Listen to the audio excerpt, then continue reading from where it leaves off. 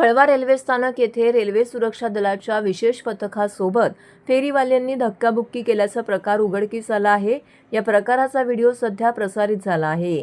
याबाबत लोहमार्ग पोलिसांना विचारलं असता आरपीएफचे कोणीही अधिकारी किंवा कर्मचारी याबाबत गुन्हा दाखल करण्यास आला नसल्याचं त्यांनी सांगितलंय। कळवा रेल्वे स्थानकाच्या पश्चिमेच्या दिशेने हा प्रकार घडला आहे। मध्य रेल्वेच्या कळवा रेल्वे स्थानक परिसरातून लाखो प्रवासी वाहतूक करतात। येथील प्रवाशांना चालण्यासाठी बनवण्यात आलेल्या पदपथांवरती फेरीवाल्यांकडून वस्तू विक्री केली जाते। बुधवारी आरपीएफचे विशेष पथक आल्यानंतर त्यांनी फेरीवाल्यांना याबाबत जाब विचारलाय। त्यानंतर फेरीवाले आणि आरपीएफच्या पथकामध्ये काही मिनिटे बाचाबाची झाली। पथकाने त्यांचा तराजू देखील उचलला। त्यानंतर काही महिला आणि पुरुष फेरीवाले तेथे गोळा झाले। आरपीएफच्या कर्मचाऱ्यांमध्ये आणि त्या फेरीवाल्यांमध्ये धक्काबुक्की सुरू असल्याचं प्रसारित झालेल्या चित्रीकरणामध्ये दिसत आहे।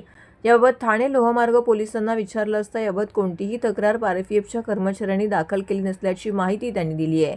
परंतु हा प्रकार घडला असल्याचंही त्यांनी सांगितलंय।